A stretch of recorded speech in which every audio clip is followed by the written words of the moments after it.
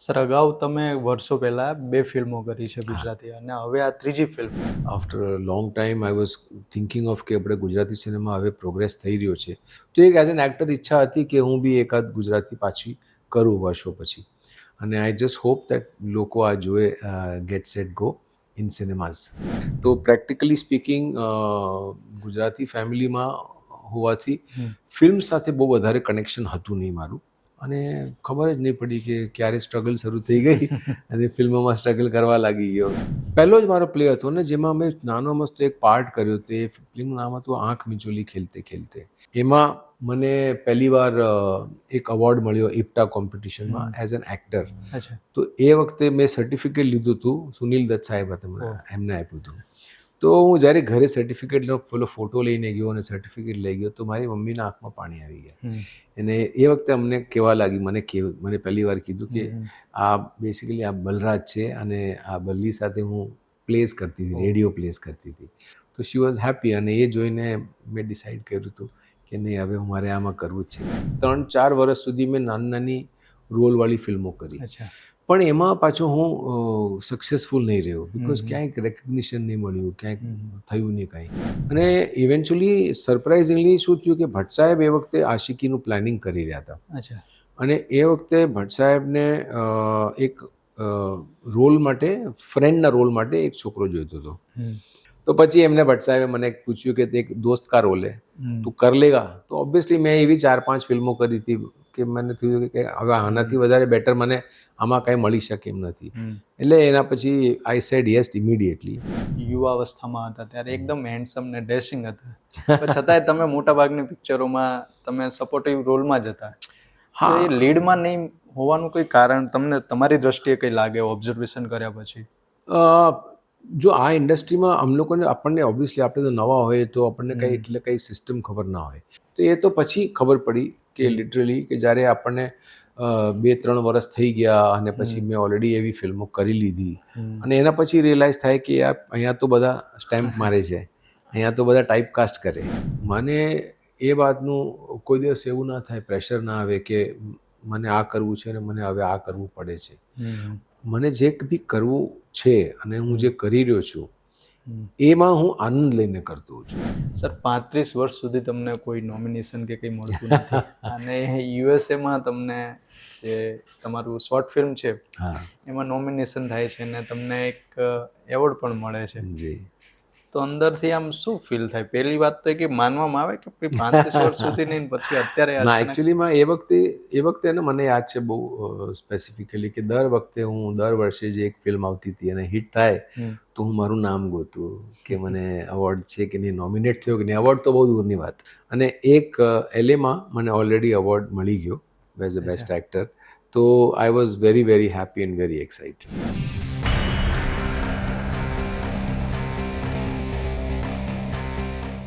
નમસ્કાર.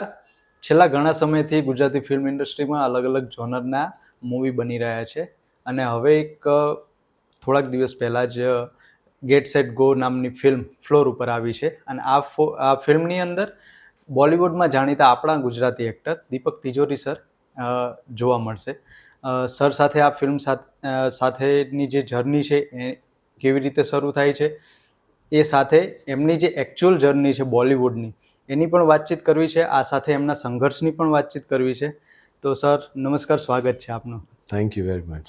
સર, પહેલો પ્રશ્ન કે ફિલ્મ ફ્લોર ઉપર થોડાક દિવસ પહેલાં જ ગઈ છે અને તમે આ ફિલ્મમાં છો, તો આ ફિલ્મ તમને કેવી રીતે મળી?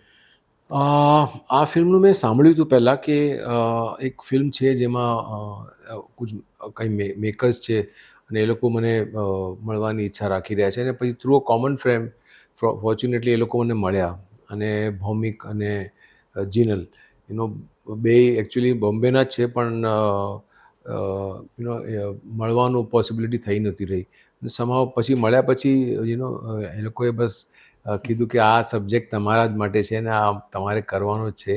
તો મેં કીધું એવી વાત છે બિકોઝ ગુજરાતી ફિલ્મોની સ્ક્રિપ્ટ્સ ઘણી આવી રહી છે અને નરેશન્સ પણ થઈ રહ્યા હતા. તો એટલે મને મજા નહોતી આવતી, એટલે પછી I did not take anything.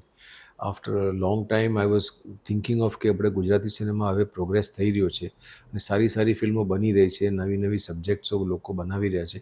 તો એક એઝ એન એક્ટર ઈચ્છા હતી કે હું બી એકાદ ગુજરાતી પાછી કરું વર્ષો પછી. અને આ લોકો મળ્યા પછી એ લોકો સાથે મળીને બહુ જ મને મજા આવી, બિકોઝ એ લોકો બહુ મહેનતી છે અને એ લોકોનો એક્સપિરિયન્સ બહુ સારો છે. ઇન્ડસ્ટ્રીના ઘણા વર્ષો એ લોકોએ કાઢ્યા છે. જિનલે સારી સારી ચીજો લખી છે, એક્ટ કરી છે. ભૌમિકે ઘણું અસિસ્ટન્ટ એઝ અ ફિલ્મ ઘણી કામ કર્યું છે અને એઝ એન એક્ટર એને ઘણું કામ કર્યું છે. તો આઈ થોટ કે it will be a good team.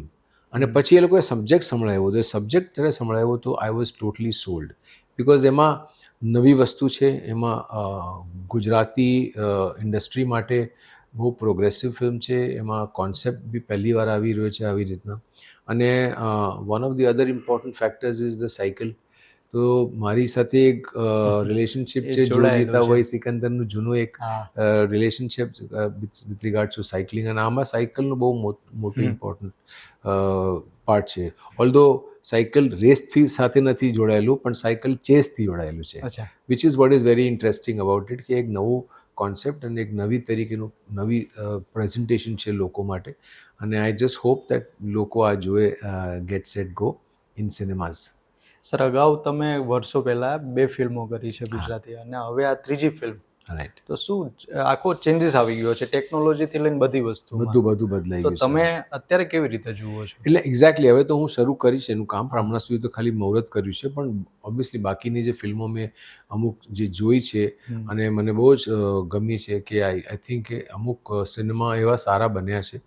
તો આટલું પ્રોગ્રેસ મેં જોયો છે, અને જે પ્રોગ્રેસની હું વાત 20 વર્ષ પહેલાં હું કરતો હતો, અને મને યાદ છે કે હું મહેશભાઈ કેમેરામેન હતા, એમને કહેતો હતો કે સર હજી સુધી કેમ તમે આ ફોર્મેટમાં ફિલ્મ શૂટ કરો છો?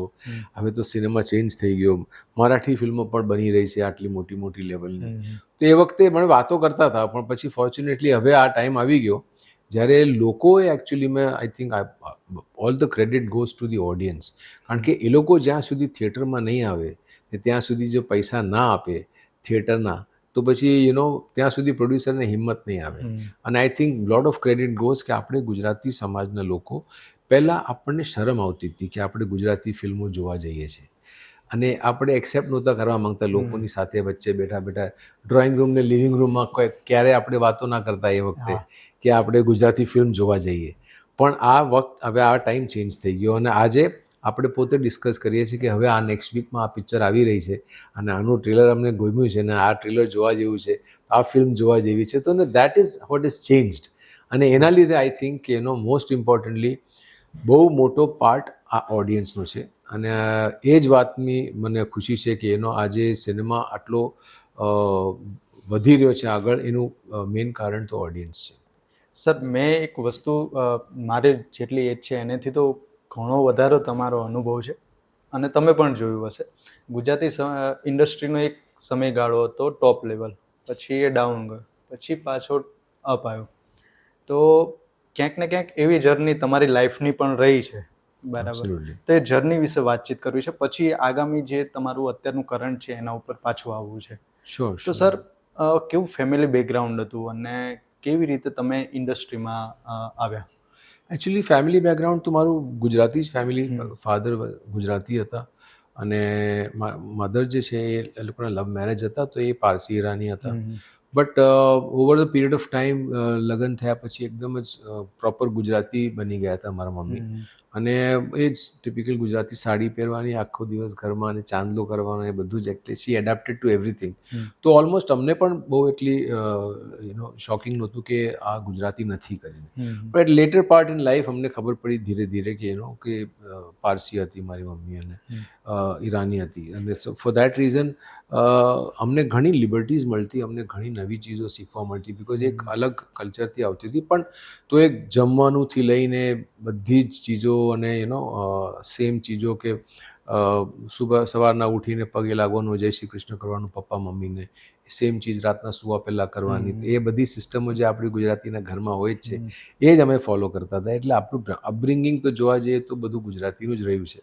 તો પ્રેક્ટિકલી સ્પીકિંગ ગુજરાતી ફેમિલીમાં હોવાથી ફિલ્મ સાથે બહુ વધારે કનેક્શન હતું નહીં મારું. અને that is how I was brought up, કે ભણવાનું, સર્ટિફિકેટ્સ લેવાના, ગમે એમ કરીને કોલેજ પૂરી કરવાની.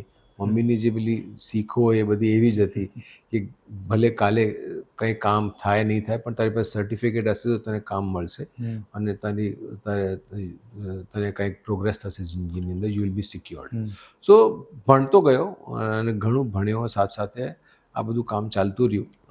ફિલ્મોની વાતો અને કોલેજમાં પ્લેઝ અને કોલેજમાં બધા નાટકો કરવાના, તો એ બધી ચીજોમાં હું આગળ વધતો ગયો અને ખબર જ નહીં પડી કે ક્યારે સ્ટ્રગલ શરૂ થઈ ગઈ અને ફિલ્મોમાં સ્ટ્રગલ કરવા લાગી ગયો. તો I think family background wise always been a Gujarati, અને ખાવા પીવાથી લઈને રહેવાનું બધું ગુજરાતી જ હતું.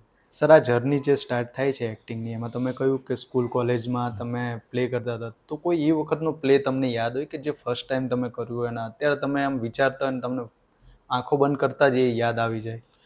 પહેલો જ મારો પ્લે હતો ને, જેમાં મેં નાનો મસ્તો એક પાર્ટ કર્યો હતો. એ ફિલ્મનું નામ હતું આંખ મિચોલી ખેલતે ખેલતે. એક્સપેરિમેન્ટલ પ્લે હતા એ વખતના બધા, અને અમારો જે ડાયરેક્ટર હતા કોલેજના અને પછી બધા બાકીના જે એક્ટર હતા, એ તો મારી શરૂઆત તો બેસિકલી એઝ અ ડાન્સર હતી. હું કોલેજનો ડાન્સર હતો, ફોક ડાન્સર. અને પછી જ્યારે ઓડિશન્સ હોય ત્યારે હું ઓડિશન્સમાં પાર્ટ લેવા જાઉં અને I got selected as a dancer. તો બિકોઝ હું કોલેજનો ડાન્સર હતો અને એક ડાયરેક્ટર હતો જેને એક પ્લે લખ્યો હતો, અને એક્સપેરિમેન્ટલ પ્લે બહુ સારા કરતા હતા એ. તો એ વખતે ઇન્ટર કોલેજિયેટ કોમ્પિટિશનમાં એ લોકોને એક ડાન્સ સેટ કરવાની જરૂર હતી. તો એ વખતે એ લોકોએ મને અપ્રોચ કર્યો કે તું ડાન્સ સેટ કર દે इसमें, और फिर एकाध लाइन होगा तो તું બોલ દેના. તો એવી રીતના મારું કામ શરૂ થયું અને એ પ્લે હતું આંખ મિચોલી ખેલતે ખેલતે. તો એનાથી શરૂઆત થઈ અને ધીરે ધીરે મેં એક લાઇનથી હું પ્રોગ્રેસ કરીને 4 લાઇન પર આવ્યો અને પછી ધીરે ધીરે હું હીરો બની ગયો કોલેજનો. એટલે જ્યારે કોલેજનો હીરો બની ગયો તો મને બેસ્ટ ડ્રામેટિક્સનો એક અવોર્ડ જોઈતો હતો, તો એ પણ મળી ગયો મને. તો that was kind of a ultimate dream કે હું આખી કોલેજમાં એઝ અ એક્ટર તરીકે રેકગ્નાઇઝ થઈ ગયો. તો એ એક ઈચ્છા હતી જે પૂરી થઈ અને આઈ ગોટ સેટિસ્ફેક્શન. અને ત્યાંથી I think so I started my journey. Because એ વખતે જ્યારે ઇન્ટર કોલેજિયેટ કોમ્પિટિશન હતું એમાં મને પહેલી વાર એક અવોર્ડ મળ્યો ઇપ્ટા કોમ્પિટિશનમાં એઝ એન એક્ટર. તો એ વખતે મેં સર્ટિફિકેટ લીધું હતું, સુનિલ દત્ત સાહેબ હતા એમને આપ્યું હતું. તો હું જ્યારે ઘરે સર્ટિફિકેટનો પેલો ફોટો લઈને ગયો અને સર્ટિફિકેટ લઈ ગયો તો મારી મમ્મીના આંખમાં પાણી આવી ગયા. અને એ વખતે અમને કહેવા લાગી, મને પહેલી વાર કીધું કે આ બેસિકલી આ બલરાજ છે અને આ બલ્લી સાથે હું પ્લેસ કરતી હતી, રેડિયો પ્લેસ કરતી હતી. તો એ બધી વાતો જ્યારે મને ખબર પડી અને આઈ ફેલ્ટ, મારી મમ્મીની આંખોમાં જોયું કે એને બહુ ગમ્યું કે હું એઝ એન એક્ટર સર્ટિફિકેટ લઈ આવ્યો. અને પોસિબિલિટી છે કે કાલે એની જે ઈચ્છાઓ હતી, કારણ કે એને તો લગ્ન કરીને પછી એને પોતાની ઈચ્છાઓને મારી દીધી હતી, તો ક્યારે વાત પણ નહોતી કરી. પણ આ વખતે જ્યારે એને જોયું કે આવી રીતના એક છોકરો 3 છોકરાઓમાંથી એક છોકરો આ લાઈન તરફ જઈ રહ્યો છે, તો શી વોઝ હેપી. અને એ જોઈને મેં ડિસાઈડ કર્યું હતું કે નહીં, હવે મારે આમાં કરવું જ છે કાંઈક. અચ્છા, તો તમે સુનિલ દત્ત સાહેબ પાસેથી સર્ટિફિકેટ લો છો અને તમારા મમ્મી ખુશ થાય છે, તો એ પછીની જે જર્ની છે એ જર્ની કેવી રીતે આગળ વધે છે અને કેવા કેવા તબક્કામાંથી તમે પસાર થાવ છો અને ફર્સ્ટ બ્રેક મળે છે? મને બ્રેક જેવો બ્રેક તો મળ્યો જ નહીં ક્યારેક, પણ ઇન ધ સેન્સ કે મેં મહેનત શરૂ કરી. કોલેજમાં મેં કામ ઘણું કર્યું એઝ એન એક્ટર, અને એ વખતે ઈચ્છા હતી કે આપણે ફિલ્મો કરીએ, કારણ કે મારા બધા કોલેજના જે બધા લોકો હતા આજુબાજુના, એ બધા જ ફિલ્મથી કનેક્ટેડ હતા. શર્મન બી મારો જુનિયર હતો, આમિર મારો જુનિયર હતો, પરેશ મારો સિનિયર હતો, ફિરોઝ અબ્બાસ ખાન મારો સિનિયર હતો, અને આ બધા દિગ્ગજ હતા, already as an actor established હતા. તો ઘણી એવી વસ્તુઓ હતી કે આજુબાજુમાં બધા લોકો ફિલ્મોની વાત કરે, એક્ટિંગની વાત કરે. તો આઈ ઓલવેઝ ફેલ્ટ કે આ લોકો આ બધા લાઈનમાં જાય છે તો હું પણ કેમ નહીં જાઉં યાર. હું પણ કોલેજમાં તો હું હીરો હતો, તો મારે કરવું જોઈએ કાંઈક. તો એટલા પછી મારે સ્ટ્રગલ શરૂ થઈ, અને સ્ટ્રગલ શરૂ કરીએ આપણે તો આપણે ઓબ્વિયસલી ઇન્સ્પિરેશન લઈએ એ લાઇનની અંદર જે મોટા મોટા દિગ્ગજો હોય એ લોકોથી, એ લોકોની સ્ટોરીઝ વાંચીને, એ લોકોની હિસ્ટ્રી વાંચીને. અને એ જ પ્રમાણે મેં પણ મેગેઝિન્સોની અંદર મિથુન ચક્રવર્તીની વાત વાંચી, અમિતજીની વાત વાંચી કે બચ્ચન સાહેબે કેટલી સ્ટ્રગલ કરીને કેવી રીતના એમને ફાઇનલી કામ મળ્યું. તો મને એમ વિચાર આવતો હતો ઓલવેઝ કે યાર બધાએ તો સ્ટ્રગલ કરી છે ને બધાએ તો આવી રીતના વાતો કરી છે અને મારે પણ એવી રીતના સ્ટ્રગલ કરીને પછી મારે કરવું પડશે તો આપણે કરી લઈએ. તો એ રીતના પછી મારી જર્ની શરૂ થઈ કે લોકોને મળવાનું, લોકોને જઈને કહેવાનું કે મને ઇન્ડસ્ટ્રીમાં કામ કરવું છે. પણ એ વખતે એક્સપિરિયન્સીસ બધા બહુ જ ખરાબ હતા, બિકોઝ કોઈ બેકગ્રાઉન્ડ નહીં, કોઈ રેકમેન્ડેશનવાળું કોઈ હોય નહીં. તો આપણને લાગે કે યાર આ હવે શું કરશું આપણે, કેવી રીતના આગળ વધશું. તો એક બ્લોક દેખાય કે એવું લાગે કે આઈ થિંક ડિસિઝન સાચું બરાબર છે કે નથી. તો એ પ્રમાણે એક ડર હોય. તો એના હિસાબે હું થોડોક બેકફૂટ પર રમતો હતો. પણ ઇવેન્ચ્યુઅલી એક દિવસ મને ચાન્સ મળ્યો, કોઈએ મારું રેકમેન્ડેશન કર્યું અને મેં ફિલ્મો કરી. 3-4 વર્ષ સુધી મેં નાની નાની રોલવાળી ફિલ્મો કરી. પણ એમાં પાછો હું સક્સેસફુલ નહીં રહ્યો, બિકોઝ ક્યાંય રેકગ્નિશન નહીં મળ્યું, ક્યાંક થયું નહીં કાંઈ. તો એવી રીતના જ ફરતા ફરતા સ્ટ્રગલ કરતાં કરતાં હું એક દિવસ ભટ્ટ સાહેબ પાસે પણ ગયો હતો. તો ભટ્ટ સાહેબ ડિમ્પલ સ્ટુડિયોમાં બેઠા હતા. રાજેન્દ્ર કુમાર સાહેબનો એક ડિમ્પલ સ્ટુડિયો હતો, જેની અંદર લોકો ફિલ્મ બનાવે ને તો પ્રિવ્યૂ કરે. તો before the film comes out થિયેટરમાં એની પહેલાં આપણે એક પ્રિવ્યૂ જોઈએ ને, તો એ પ્રિવ્યૂ કરે. તો એ પ્રિવ્યૂમાં હું એ હોલમાં હું ગયો અને ત્યાં ભટ્ટ સાહેબ બિઝી હતા ડેવિડ સાહેબ સાથે. તો એ ડેવિડ સાહેબ એ વખતે એમના એડિટર હતા. તો હું એઝ એન એક્ટર પેલી ફાઇલ ને ફોટાઓ લઈને ગયો અને પછી એમને કીધું કે આ ફોટા શું બતાવે છે, હું ફોટા વોટા ના જોઉં, તને જોઈ લીધો બહુ છે, તું જા, હવે હું તને પછી બોલાવી લઈશ. એટલે પછી મને થયું કે હવે આમાં આટલું જ થઈ શકે છે, તો હું નીકળી ગયો ત્યાંથી. અને મેં છે ને એ વખતે એક ટીવી સિરિયલ બનવાની હતી, પણ ફાઇનલી કાંઈ આવી નહીં, બહાર નહીં આવી, અનફોર્ચ્યુનેટલી કમ્પ્લીટ નહીં થઈ. એ કોલેજ સ્ટુડન્ટ્સ અને પ્રોફેસરની સ્ટોરી હતી. તો એમાં પ્રોફેસરમાં રોલ કરી રહ્યા હતા શફી નામદાર સાહેબ. તો શફીભાઈ અમારી સાથે એમના જે પ્લેનું ગ્રુપ હતું એમાં હું પણ એક પાર્ટ હતો ને, જેમાં શફી સર જો હતા એ બહુ મોટા હીરો હતા. તો શફીભાઈ જ્યારે એ સિરીઝમાં હીરો હતા તો એ વખતે એમને મને પરફોર્મન્સ કરતા જોયું હતું. તો એમને મને કીધું હતું કે તું કામ સારું કરે છે, તને હું ક્યાંક ને ક્યાંક રેકમેન્ડ કરીશ ક્યારે ટાઈમ મોકો મળશે તો. તો આઈ વોઝ વેરી હેપી કે શફીભાઈને મારું કામ ગમ્યું હતું. અને ઇવેન્ચ્યુઅલી સરપ્રાઇઝિંગલી શું થયું કે ભટ્ટ સાહેબ એ વખતે આશિકીનું પ્લાનિંગ કરી રહ્યા હતા. અને એ વખતે ભટ્ટ સાહેબને એક રોલ માટે, ફ્રેન્ડના રોલ માટે એક છોકરો જોઈતો હતો. હવે ઓબ્વિયસલી એમ તો યાદ ના આવે ને કે હું મળીને ગયો, તે બધા લાખો મળીને જાય.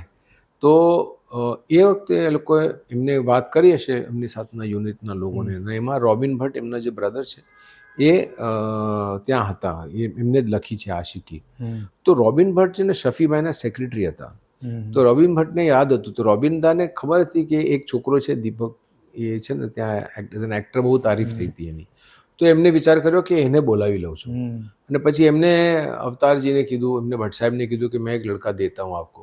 પછી અવતારજીને કીધું, અવતાર ગિલ જે એમને એઝ એ પરમનન્ટ એક્ટર હોય છે ભટ્ટ સાહેબની ફિલ્મોના, વેરી ક્લોઝ ટુ ભટ્ટ સાહેબ. તો એમને મને ગોતીને કાઢ્યો કે મને ખબર હતી હું ક્યાં હોઈશ. તો પછી મને ફોન કરીને મને કીધું કે તું જા, ભટ્ટ સાહેબ ઢૂંઢ રહે. મેં કીધું યાર મજાક મત કરો, ભટ્ટ સાહેબ મેરે કો ક્यों ढूंढेंगे, અરે બધા તું જા, તેરી બાત निकली है तो તું જા કે મિલ લે.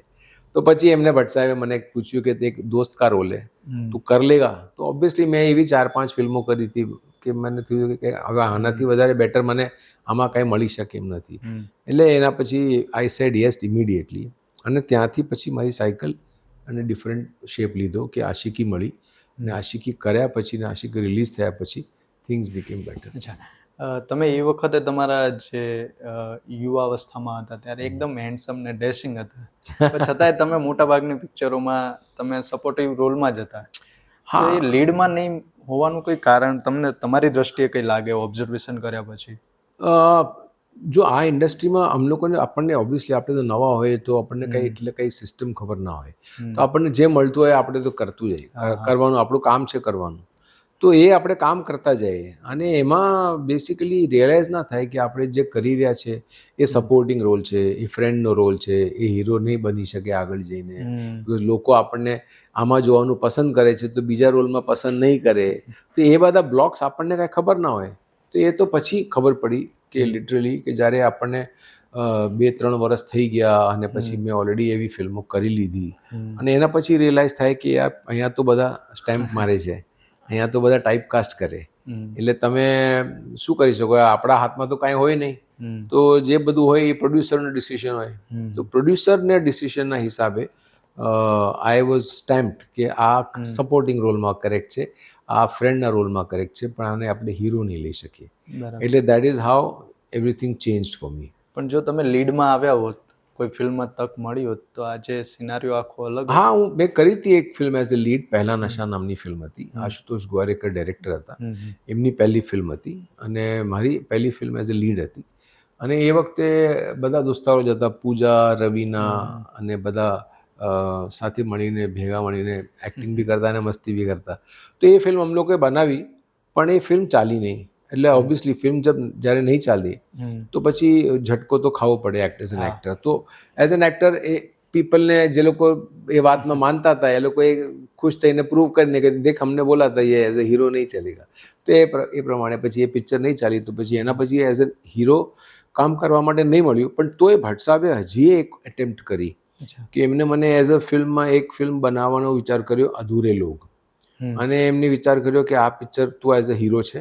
અને એમને કીધું કે આપણે હવે અનાઉન્સ કરશું. તો આઈ વોઝ લિટલ રિલીવ્ડ કે મને એઝ અ હીરો કામ મળી ગયું. અને એ મળ્યા પછી પણ જ્યારે અનાઉન્સમેન્ટ કરવાના હતા એની 2 દિવસ પહેલાં જ મુકેશજી સાથે વાત થઈ. મુકેશજી એટલે એમના બ્રધર. અને મુકેશ ભટ્ટજી પ્રોડ્યુસર હોય નોર્મલી અને ભટ્ટ સાહેબ ડિરેક્ટર હોય.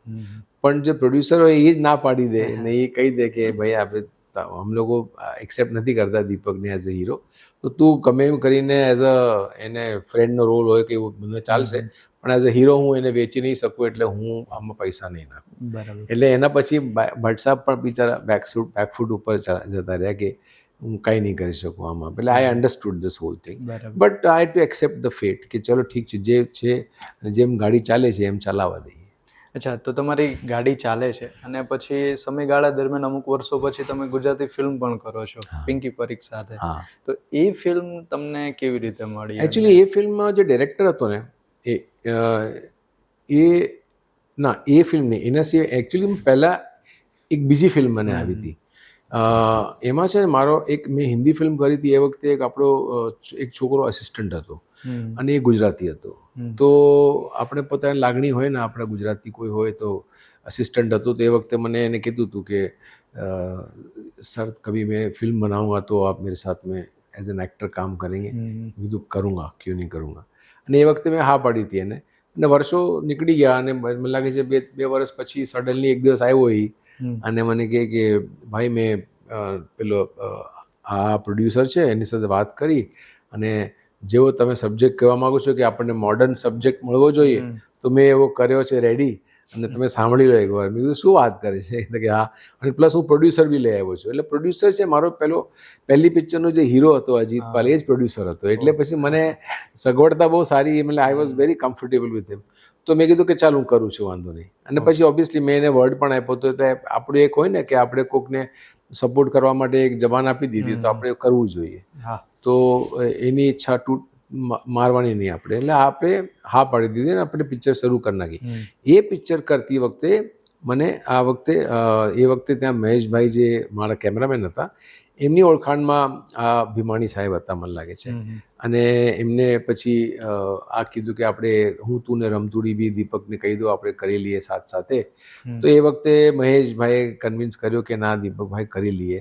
અને ત્યાં પછી શર્મિલી અને પિંકી પારેખ બેવ એઝ એન એક્ટ્રેસીસ એમાં હતી અને મેં એ પિક્ચર કરી. પછી મને મજા આવી હતી, મને કાંઈ એમાં પ્રોબ્લેમ નહોતો. પણ અનફોર્ચ્યુનેટલી એ પિક્ચરો પણ મને નથી લાગતું ચાલી એઝ અ બિઝનેસ વાઇઝ. અને પ્લસ એ વખતે મને ઘણી ઈચ્છા હતી કે ગુજરાતી ફિલ્મો પ્રોગ્રેસિવ બને, મોડર્ન બને. બિકોઝ માડી જાયા જે મેં ફિલ્મ કરી પહેલી, એ ફિલ્મ બહુ જ પ્રોગ્રેસિવ અને મોડર્ન હતી. અને એમાં મારે જે જીન્સ પહેરવાનું ને આ બધું હતું, તો એ પ્રમાણે લખીને બનાવી હતી. તો એ મેં કરી હતી અને એમાં મજા આવી હતી. મેં કીધું કે ચલો કરશું આપણે, આગળ થશે તો. પણ પછી આગળ કોઈ એવી સ્ક્રિપ્ટો આવી નહીં મોડર્ન, બધી એવી જ આવતી હતી જેમાં ફોક ના કપડાં જેવા પહેરવાના હોય ને ફોક સ્ટોરીઝ હોય. તો એટલે પછી મેં કીધું ના યાર એવું નથી કરવું. એટલે પછી મેં આગળ કામ લીધું નહીં ગુજરાતીમાં. પણ હવે આટલા વર્ષો પછી જ્યારે પાછી ગુજરાતી આવી મારી પાસે, તો I was very happy because એ વખતે ફિલ્મો અલગ બનતી હતી. અને એટલું પ્રોડક્શન વેલ્યુઝ ને એટલી વેરાયટીઝ નહોતી અને લોકોનું આટલું માન સન્માન ને પ્રેમ નહોતો કે આપણે થિયેટરમાં જઈને પૈસા ખર્ચીને આપણે આખી ફેમિલી સાથે જશું ફિલ્મ જોશું એ કલ્ચર નહોતું એ વખતે. અને સડનલી હવે લોકો જઈ રહ્યા છે અને એમાં મજા આવે છે. તો આઈ થિંક આવી સ્ક્રિપ્ટ જે ગેટ સેટ ગો મને મળી હમણાં આટલા વર્ષો પછી અને મને ગમી અને મને લોકો બહુ ગમ્યા. તો મારી ઈચ્છા હતી કે ડેફિનેટલી મારે આજની તો કાલે ગુજરાતી ફિલ્મ તો કરવી જ છે. તો બસ મેં હમણાં હવે શરૂઆત કરી છે અને હોપિંગ કે લોકોને આટલો પ્રેમ મળે મને. નહીં ગમશે, કારણ કે અલગ અલગ ઝોનની 2025માં ફિલ્મો આવી છે. કોમેડી છે, પછી હોરર કોમેડી બંને સાથે છે, પછી એક મહિલાઓ ઉપર છે. બરાબર. તો એવી બધી અલગ અલગ ફિલ્મો છે. ઘણા દિવસ 2 મહિના ચાલી છે થિયેટરો. ઓહ અચ્છા, વાવ. ઉમરો કરીને ફિલ્મ છે જે અચ્છા અભિષેક સાની છે, હું ના ભૂલતો હોય તો. એ પણ સારી ચાલી હતી. પાર્ટીને ફિલ્મ અચ્છા એ પણ સારી ચાલી હતી. અરે વાહ, શું વાત તો છે. અલગ અલગ જોનરના જે સબ્જેક્ટ છે લોકોને પસંદ આવી રહ્યા છે. તો પોસિબલ છે કે આ જે તમારો સબ્જેક્ટ છે એ પણ લોકોને પસંદ આવે. મજા આવશે. અને ગુજરાતી ફિલ્મ ઇન્ડસ્ટ્રીની એક સારી વાત છે કે શરૂઆત થઈ હમણાં 2015ની એની આજુબાજુ, તો અમુક ફિલ્મો હતી તો એની પાયરસી થતી હતી, સેન્સર કોપી લીક થઈ જાય. પણ હમણાં છેલ્લા કેટલાક સમયથી એવું થતું નથી, નહીવત થાય છે. ઓ વેરી ગુડ. બરાબર. એટલે લોકો આવે ખરા બહુ જોવા. સરસ, બહુ સરસ. બરાબર. તો આ જે જર્ની છે 2 ગુજરાતી ફિલ્મ કરો છો, એમાં પણ એટલો તમને રિસ્પોન્સ નથી મળતો કોમર્શિયલી. એ પછી તમે તમારી જર્ની કન્ટિન્યુ રાખો છો, તો એમાં કઈ કઈ પ્રોસેસમાંથી તમે પસાર થાવ છો? એ પડાવમાં મને રિયલાઇઝ થયું છે, એ વખતે રિયલાઇઝ થતું હતું કે મેં જે હિન્દી ફિલ્મોમાં મેં જે અમુક ફિલ્મો કરી જે સપોર્ટિંગ રોલમાં હતી અને એને મને વધુ એ ખાડામાં નાખી દીધો કે કારણ કે લોકો છે ને કોઈ પ્રિઝ્યુમ કરી લીધું કે હવે દીપક સપોર્ટિંગમાં જ કરવા માંગે છે અને એ જ કરવા લાયક છે.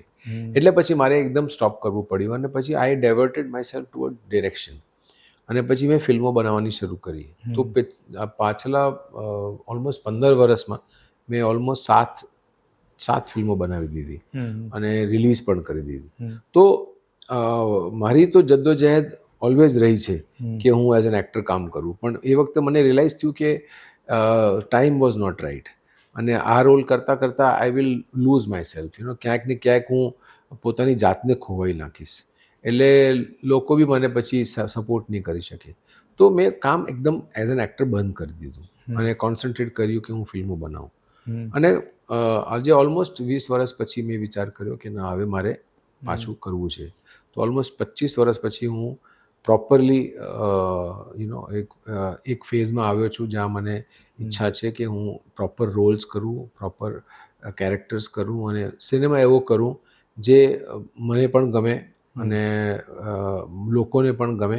અને ડેફિનેટલી હિટ યા ફ્લોપ થાય એ તો ઉપરવાળાની મહેરબાની, but all side and done કોઈ બી હિસાબે મને રિગ્રેટ ના થાય કે મેં આ શું કામ કર્યું. સર, તમે સર્વાઈવની વાત કરી. તમે બોમ્બે જેવા મેગા સિટીમાં રહો છો, બહુ જ ફાસ્ટ લાઈફસ્ટાઈલ છે, એ સમય પણ એટલી જ હશે. તો એ વખતે કેવી રીતે તમે આખું સર્વાઈવ કરતા? થોડું વધારે ડિટેલમાં. કોઈ એવો સમય હોય કે જ્યાં તમને એમ થયું કે હવે શું કરીશું, એવી કોઈ ઘટનાઓ? હા, એ તો જ્યારે આપણી એઝ અ ફિલ્મ મેકર મેં જ્યારે કરિયર શરૂ કર્યું અને ત્યારે આપણને રિયલાઇઝ થાય કે આપણી ફિલ્મો નથી ચાલતી, તો ઓબ્વિયસલી એમાં લાગે કે આપણને કે આ એક સમય એવો છે કે જ્યાં આપણી પિક્ચર નહીં ચાલતું હોય તો કાલે ઉઠીને બીજો કોઈ પ્રોડ્યુસર પાછો નહીં આવશે, તો એક ફિલ્મ પછી 2 ફિલ્મ પછી 3 ફિલ્મ, તો એવી રીતના ફિલ્મો પર ફિલ્મો કરતો ગયો as a director, but with a fear કે કે આગળ ફિલ્મો મળશે નહીં મળે, બિકોઝ પૈસા મળશે કે નહીં મળે. સો સિક્યોરિટી નહોતી. પણ હું ફિલ્મો બનાવતો હતો એટલે પછી આપણું ગાડી તો ચાલતી હતી, પણ એમ છે કે હું રેસમાં નહોતો. અને આઈ ફીલ કે એવું કોઈ મેં ફિલ્મ અને એવી કોઈ કામ નહીં કર્યું જે મને આગળ રિગ્રેટ કરવું પડે. અન્ય એક્ટર્સ અને ડિરેક્ટર સાથેના કેવા અનુભવ રહ્યા આ સમયગાળા દરમિયાન? મારા એઝ એન એક્ટર જ્યારે હું હતો ત્યારે તો બધા ઘાક ડિરેક્ટરો હતા, બધા ભટ્ટ સાહેબ હતા, મનસૂર ખાન હતો, અબ્બાસ મુસ્તાન હતા. એટલે એવા સારા લોકો સાથે મેં કામ કર્યું છે જેમાં મને ખૂબ જ આનંદ મળ્યો છે as an actor. Kundan Shah, કભી હા કભી ના, ગજબ એકદમ. અને ભટ્ટ સાહેબ સાથે તો લાઇનમાં કેટલી ફિલ્મો કરી દીધી. તો in a way I would say કે એઝ એન એક્ટર તો આઈ વોઝ વેરી સેટિસ્ફાઈડ કે મારી પાસે ડિરેક્ટરો બહુ સારા હતા અને બહુ જ વેરાયટીના હતા, અલગ ટાઈપના હતા. તો I think as a director પછી મેં કામ કર્યું અને એ વખતે જ્યારે મેં કામ કર્યું તો I work with good actors, I work with very responsible actors અને I try to give people કે જે એક્ટર સાથે હું કામ કરું એની સાથે એવો પરફોર્મન્સ લોકોએ પહેલાં ના જોયું હોય એવા પરફોર્મન્સીસ હું એ લોકોને આપું ને જે મેં આપ્યા. તો I think that is wear everything was safe and sound. અને મને ખૂબ મજા આવતી હતી કે આ ફેઝ પણ ઇન્ટરેસ્ટિંગ છે. એટલે આઈ એમ અ વેરી એડજસ્ટેબલ પર્સન. મને એ વાતનું કોઈ દિવસ એવું ના થાય, પ્રેશર ના આવે કે મને આ કરવું છે અને મને હવે આ કરવું પડે છે. મને જે બી કરવું છે અને હું જે કરી રહ્યો છું એમાં હું આનંદ લઈને કરતો છું. તો એટલે મને એ બાબતમાં કૃપા છે ઉપરવાળાની કે પેશન્સ આપ્યું છે અને એક માઇન્ડસેટ આપ્યું છે જેમાં મને ફ્રસ્ટ્રેશન કે ડિપ્રેશન કે એવી વસ્તુઓથી મને દૂર રાખ્યું છે. ઓકે, તો સર એવું કહી શકાય કે ફર્સ્ટ ઇનિંગ કરતાં સેકન્ડ ઇનિંગ તમારી બેટર હતી? સેકન્ડ ઇનિંગ તો હજી શરૂ થશે એકચ્યુઅલી. નહીં, એ જે as a director, as a director હા, એટલે બેટર ઇન ધ સેન્સ કે મને અલગ એમાં મજા આવી, પણ ઓબ્વિયસલી એમાં ઓડિયન્સનો પ્રેમ ન મળ્યો બિકોઝ પિક્ચર કોઈ હિટ નહોતી. તો ઓડિયન્સને તો હજી ખબર પણ નહોતી અને હજી ખબર નથી કે હું ડાયરેક્ટર ચૂક્યો છું આ બધી ફિલ્મો.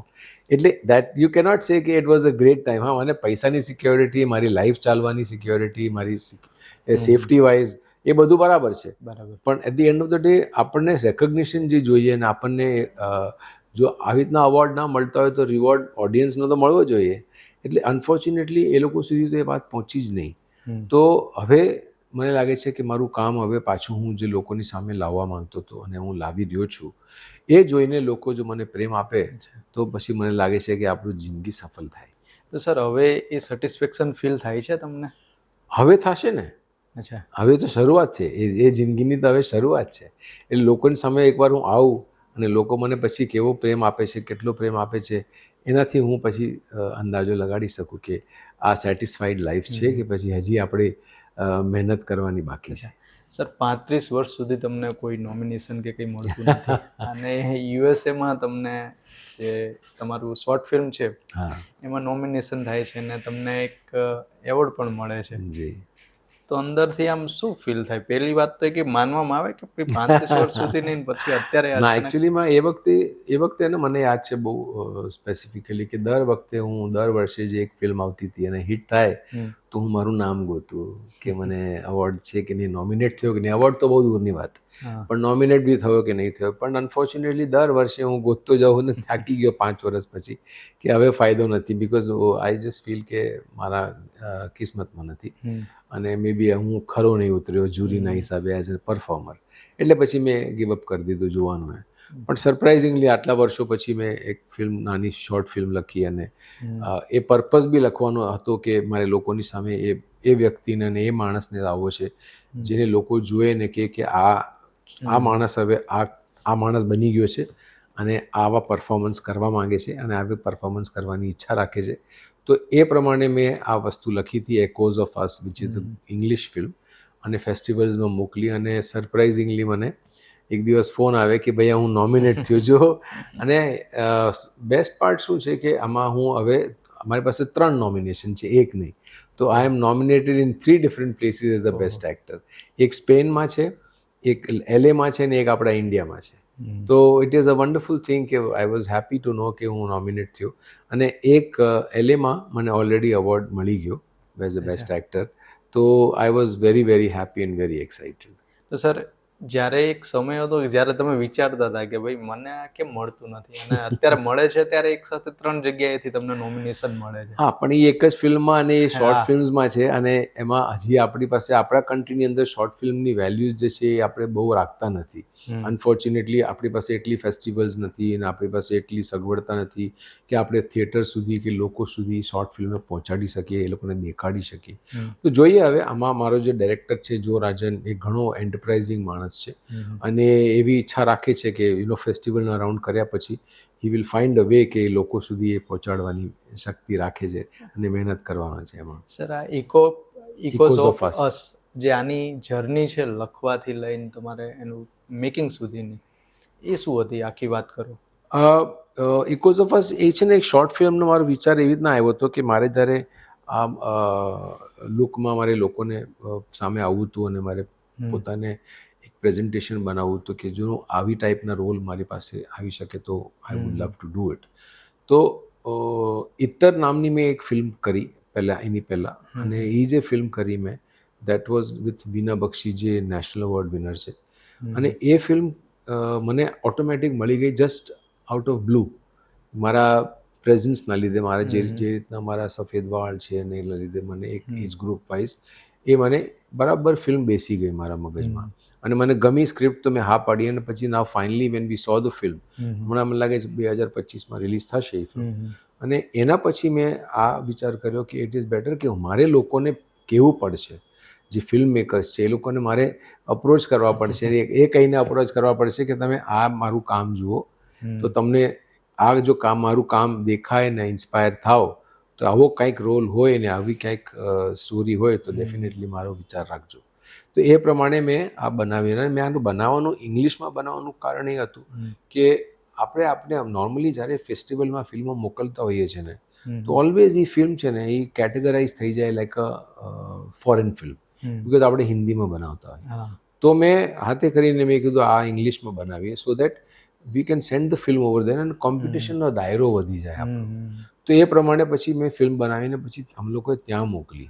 પણ આમાં જો રાજન જે મારો ડિરેક્ટર છે એનું બહુ મોટો અગત્યનો હાથ, બિકોઝ એક દિવસ અમે લોકો બેઠા હતા ને મને પૂછે કે શું કરી રહ્યો છે, અને પછી મેં કીધું કે મારી પાસે એક સ્ટોરી છે યાર, મેં લખી છે અને મારે બનાવવી છે, પણ મારે એક્ટ કરવું છે, મારે ડાયરેક્ટ નથી કરવું. તો એને કીધું કે તું મને સંભળાવી દે અને મને ગમશે તો પછી હું ડાયરેક્ટ કરીશ. એટલે એ રીતના એ બોર્ડ ઉપર આવ્યા એઝ અ ડાયરેક્ટર. અને પછી એના પછી એને આખી વિઝન જ ચેન્જ કરી દીધી, કારણ કે એને પછી એમાં એઝ એન એક્ટ્રેસ છે ને ઉલિયાનનું નામ લીધું એને કે ઉલિયાનનું લઈ આવીશ અને હું સ્ક્રિપ્ટ મોકલીશ એને. તો it was a big surprise કે સ્ક્રિપ્ટ ગઈ અને એની ટીમે વાંચીને પછી એને બી વાંચીને પછી એને કીધું કે yes I will do it. So that was a big achievement for us કે અમને એક કરેક્ટ કાસ્ટિંગ મળી ગઈ અને એક કરેક્ટ પુશ મળી ગયું કે અમ લોકો ડેફિનેટલી આ ફિલ્મમાં છે ને હવે એને સડનલી એને બી જોશ આવી ગયો. જોએ પછી કીધું કે આ ફિલ્મ આપણે શ્રીલંકામાં જઈને શૂટ કરી. અને શ્રીલંકામાં એક લોકેશન એવું હતું કે which is very important for us. Literally આપણે ફિલ્મ લખીએ ને ત્યારે દરેક ચીજ એક કિરદાર હોય. તો આ જે વિલા હતો ને એ villa is almost like a કિરદાર. તો એને ગોત્યો ઓલમોસ્ટ 7 કલાક ડ્રાઈવ, કોલંબોથી 7 કલાક અમે લોકો ડ્રાઈવ કરીને ગયા અને પછી ત્યાં શૂટ કર્યું. તો બહુ મજા રહી શૂટ કરવાની, બિકોઝ શોર્ટ ફિલ્મ જેવી વસ્તુ જ નહોતી એમાં. યુનિટ પણ 70-80 લોકોનું યુનિટ, એટલે જેટલી મોટી ફિલ્મનું જેટલા યુનિટ હોય એ આખું યુનિટ ત્યાં હતું. અને પછી બધાએ બહુ મજા કરી અને ફિલ્મ રમતા રમતા અમે લોકોએ ફિલ્મ પતાવી નાખી. અને ફોર્ચ્યુનેટલી હવે એ ફિલ્મ અમે લોકો ફેસ્ટિવલ્સમાં મોકલીએ છીએ અને આજે ઓલમોસ્ટ 1-1.5 મહિનાની અંદર એ ફિલ્મને ઓલમોસ્ટ 9થી 10 લોરેલ્સ મળી ગયા. અને 4 તો એમાંથી LAની ફેસ્ટિવલો છે અને એક સ્પેનથી છે અને એક બેંગ્લોરની, એક કેલકટાની. તો એવી રીતના આઈ એમ વેરી હેપી કે અમને આટલા બધા આટલું સપોર્ટ મળ્યું છે. આપણા ભારતીય દર્શક માટે એ ફિલ્મ હિન્દીમાં ડબ કરાવશો? તો આઈ થિંક એનો ડિસિઝન જો મને લાગે છે લેવાનો છે, કે કારણ કે હવે તો જો આટલું બધું તમને રિકગ્નાઇઝેશન મળતું હોય. હા, ડેફિનેટલી પ્રેમ હવે ડેફિનેટલી અમને બી લોકો સુધી પહોંચાડવી છે. એટલે મને લાગે છે કે જો ઇઝ પ્લાનિંગ સમથિંગ, પણ હજી એમાં એવી વસ્તુ છે જે હજી ફેસ્ટિવલ્સમાં રાઉન્ડ કરી રહી છે. એટલે મને લાગે છે હજી બીજા અમુક મહિના તો એ ફેસ્ટિવલના રાઉન્ડ કરશે. પછી ડેફિનેટલી એને બી ઈચ્છા છે કે લોકોને બતાડીએ કે આપણે શું બનાવ્યું છે. હજુ સુધી તમારે ઘણું કામ કરવું છે, તો એવી કેટલી સ્ટોરીઝ ને બધું તમારા માઇન્ડમાં છે કે જે હજુ તમારે? મારા માઇન્ડથી વધારે હું હવે લોકોની માઇન્ડની વાત કરું તો વધારે બેટર છે, બિકોઝ મારે હવે એઝ એન એક્ટર કામ કરવું છે, નોટ એઝ અ મેકર. તો એના માટે આઈ થિંક મારે લોકો સુધી વાત પહોંચાડવી છે ને મારા ડાયરેક્ટરો સુધી કે તમે આટલા હવે સ્ક્રિપ્ટ બનાવો છો અને નવી નવી સ્ક્રિપ્ટ બનાવતા હો તો ત્યારે આવું કોઈ કેરેક્ટર હોય તો પછી મને ધ્યાન રાખજો. અત્યારે OTTનો સમય છે, કોવિડ પછી તો બહુ જ ચાલે છે. તો ઓફર તો આવતી હશે તમને, પણ કેવા રોલ માટે આવે છે? હા, એટલે એ જ પ્રોબ્લેમ એ જ છે. હમણાં સુધી મેં નહીં લેવાનું કારણ એ જ છે કે જે રોલ્સ મને જોઈએ છે અને જે રોલ્સ હું ગોતી રહ્યો છું એવા રોલ્સ મને મળી નથી રહ્યા. ઓફર્સ આવે છે ઓબ્વિયસલી, પણ આઈ થિંક અનફોર્ચ્યુનેટલી હું એ બધા લઈ શકતો નથી, બિકોઝ મેં આટલા વર્ષો હવે પેશન્ટલી મેં શાંતિથી રાહ જોઈ એટલો વિચાર, એટલે મને એવું લાગે છે કે હવે આપણે જલ્દીમાં કામ બગાડી ના રાખીએ. સો એના લીધે I am just going slow અને waiting for a good opportunity.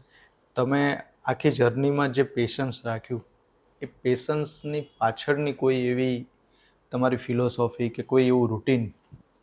Philosophy I would say કે મારે બહુ સ્ટ્રોંગ મારું જે અપબ્રિંગિંગ, સ્પિરિચ્યુઅલ અપબ્રિંગિંગ હતું અને ઓલવેઝ રહ્યું બિકોઝ ઓફ માય મધર. અને એ હાલાકી એ પારસી હોવા છતાં એને અમને ઓલવેઝ સ્પિરિચ્યુઆલિટી ઓફ હિન્દુ ધર્મ, ઓફ કૃષ્ણજી, ઠાકોરજી, એ બધી જ અમને વાસ્તુ શીખવાડી અને પૂજા પાઠ ને કર્મોની થિયરી આખી અમને આપી. તો મારું અપબ્રિંગિંગ જે ઓલવેઝ હતું એ એવું જ હતું. અને જેના કારણે હું આ બધા જે પ્રોસેસમાંથી ગયો, તો એમાં હું પોતાની જાતને સંભાળી શક્યો, પોતાના મનોબળને, મારો મેન્ટલ હેલ્થને હું જાળવી શક્યો. તો I think most importantly upbringing બહુ મેટર કરતું હોય છે લાઈફમાં, અને that is the reason why I always feel કે મારા કર્મના હિસાબે મને જે લખ્યું હશે મારા કર્મમાં મને મળશે. અચ્છા સર, એક વસ્તુ એ જાણવી છે, અને ખાસ કરીને મારા જેવા યંગસ્ટર્સ માટે તો એ બહુ મહત્ત્વની વાત હશે, કારણ કે તમે તો એ વસ્તુમાંથી પસાર થયા છો. જીવનમાં દરેકને જે જોઈએ એ મળતું નથી, છતાં આપણે આપણી લાઈફમાં એ જ મજા સાથે આગળ વધવાનું હોય છે. ત્યારે ઘણા બધા અમારા જ જેવા યંગસ્ટર્સ હોય એ ડિપ્રેશનમાં જતા રહે, કે અલગ અલગ સિચ્યુએશનમાં આવી જાય, અને પછી એ કન્ટિન્યુ થાય, પણ એક શું કહેવાય, જે રીતે તમે કર્યું એ રીતે નથી થતું. તો એ રીતે જીવવા માટે કઈ કઈ બાબતોનું ખાસ ધ્યાન રાખવું જોઈએ, અને રૂટીનમાં શું આપણે અપનાવવું જોઈએ? જો પ્રાઇમરીલી બે ચીજો બહુ ઇમ્પોર્ટન્ટ છે, જે ઓલવેઝ ભટ્ટ સાહેબે મને શીખવાડી હતી, અને એ છે પેશન્સ અને એક છે પરસિવિયરન્સ. પેશન્સનો મતલબ શું કે આપણે અમુક ચીજોની એક્સપેક્ટેશન રાખીએ જિંદગીમાં, પણ એઝ વી ઓલ નો કે આપણે કહીએ ને કે life has never promised you anything. એટલે કે જિંદગીએ તમને ક્યારે પ્રોમિસ નહોતું આપ્યું કે હું તમારી લાઈફ બનાવી દઈશ. જિંદગીનું તો કામ જ એ છે કે તમને અડચણો લાવશે, તમારી જિંદગીમાં તમારે એ અડચણોને પાર કરવી, એ જ લાઈફ છે. તો એ લાઈફનું જે જ્ઞાન છે એ તમને એકવાર વિચાર કરવો પડે કે જે વખતે તમને આ બધી વસ્તુઓ, અડચણો આવે, એ આપણે કેવી રીતના સર્વાઈવ કરવી, અને એમાં પેશન્સની બહુ જરૂર. એટલે એ પેશન્સ રાખવું જ પડે.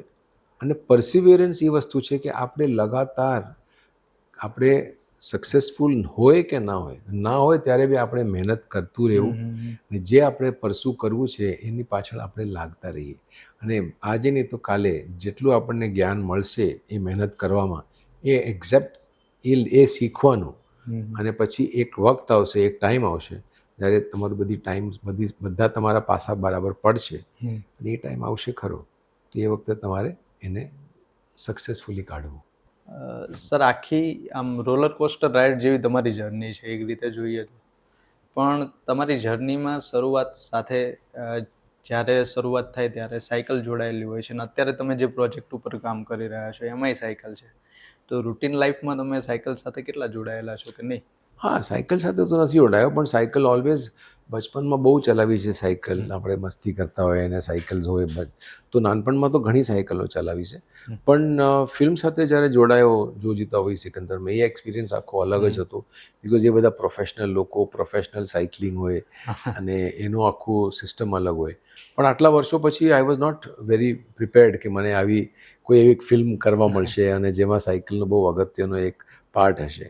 તો આઈ એમ વેરી હેપી અને લુકિંગ ફોરવર્ડ કે આ ફિલ્મ ગેટ સેટ ગો એક લેન્ડમાર્ક ફિલ્મ બને અને લોકોને ગમે, અને જેટલી મહેનત અને જેટલી પેશન્સથી આ લોકોએ બધું આ સાથે કર્યું છે, એ બધું સક્સેસફુલી લોકોની સામે આવે અને લોકોનો પ્રેમ મળે.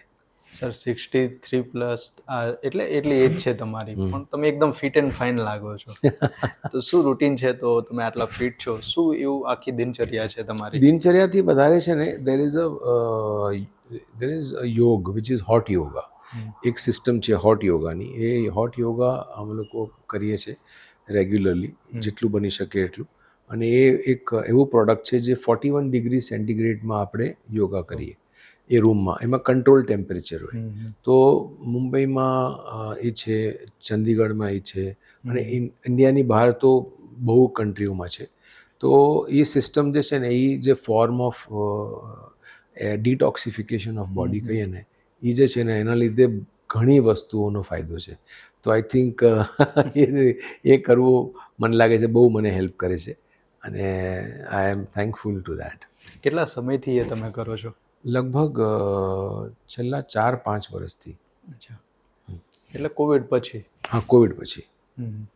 સર, હવે ઇન્ટરવ્યૂના અંતિમ આપણે ઓલા પડાવમાં છીએ, તો એ જ જાણવું છે કે હજુ તમારે એવા કયા ડ્રીમ રોલ કરવા છે, કે કેવા પ્રકારના રોલથી તમારે ઓળખાવું છે, કે તમે વિચાર્યું હોય? હા, એટલે ડેફિનેટલી એઝ એન એક્ટર મને મારા જે ફેવરિટ એક્ટર જે હતા, જેમનેથી હું ઓલવેઝ ઇન્સ્પાયર થયો, એ દેટ વોઝ સંજીવ કુમાર. તો મારી હંમેશા ઈચ્છા એવી હતી કે મારે સંજીવ કુમારજીએ જેવા રોલ કર્યા, એટલે મારે even if I am not the hero, but I would like to be what he is always played. Because એમના જે રોલ્સ હતા, અને એમને જે એઝ અ હીરો પણ ખિલોના એમને બનાવી, કોશિશ એમને જે કરી, એવી ફિલ્મો જે હોય જેમાં કંઈક ચેલેન્જિંગ કંઈક પરફોર્મન્સ જેવું હોય ને, એમાં મજા આવે. તો મારી એવી ઈચ્છા છે કે આજે નહીં તો કાલે એવી ફિલ્મો કરું. ઇનફેક્ટ ઈશ્વર એક ફિલ્મ હતી જે અનિલ કપૂરે કરી હતી, વો 7 દિન એક ફિલ્મ હતી જે અનિલ કપૂરે કરી હતી. એટલે એવી ચીજો મારે કરવી છે જે એક નોર્મલ ના હોય, એમાં કંઈક કરવા અને કંઈક કરવા દેખાવા માટે કંઈક મળે. અચ્છા સર, હજુ મને એક માઇન્ડમાં એક ક્વેશ્ચન આવે છે, મને એમ લાગે કે નહીં પૂછવું તો ઓલું થશે. આશિકી વખતનો કોઈ એવો યાદગાર કિસ્સો, શૂટિંગથી લઈને બીજો કોઈ બાબતે? આશિકી વખતે તો એવા ઘણા કિસ્સા હતા, પણ I think one of the important કિસ્સો એવો છે કે જ્યારે અમે લોકો શૂટિંગ કરી રહ્યા હતા ને આશિકીનું, ત્યારે એક સીન હતો જે મારું નવો હતો, બિકોઝ હું પહેલી વાર કરી રહ્યો હતો, અને ભટ્ટ સાહેબ સામે બેઠા છે, અને આપણે ડર હોય કે આપણે કેટલા ટેક થઈ જશે. અને મને સૌથી પહેલાં એમને જે આશિકીમાં તમને યાદ હોય તો બિગિનિંગમાં એક સીન છે જ્યાં હું પેલા માસ્ટરને એક સપનું કહું છું કે એક સપના આયા હતા અને આમાં આવું થયું કરીને, મને લાંબો સીન હતો. તો એ સીન મારે કરવાનો હતો, અને મારું પરફોર્મન્સ હતું એ વખતે રાતના, અને નાઇટનું શૂટિંગ હતું. તો મને પ્રેશર હતું કે ખબર નહીં કેવો થશે, કેવો નહીં થાય. તો એ વખતે પછી મેં જ્યારે સીન પરફોર્મ કરવાનો હતો, તો I was a little scared કે કેટલા રીટેક થશે, ને પછી ભટ્ટ સાહેબ કાંઈક ભડકી જશે, આટલો લાંબો સીન છે. પણ મેં પછી કર્યો એ સીન, અને એ કર્યો સીન, અને પછી તરત જ ભટ્ટ સાહેબે કીધું કટ, અને પછી સીધા ઊભા થઈ ને પછી મને અહીંયા એમને કિસ આપી. તો એટલે મને મજા આવી કે યાર, આઈ વોઝ સો વરીડ, પણ એમને કીધું કે હવે કોઈ રીટેકની જરૂર નથી, સુપર્બ કર્યું તે. એટલે મને ગમી એ વાતની. તો those are the moments which are there which I have always loved.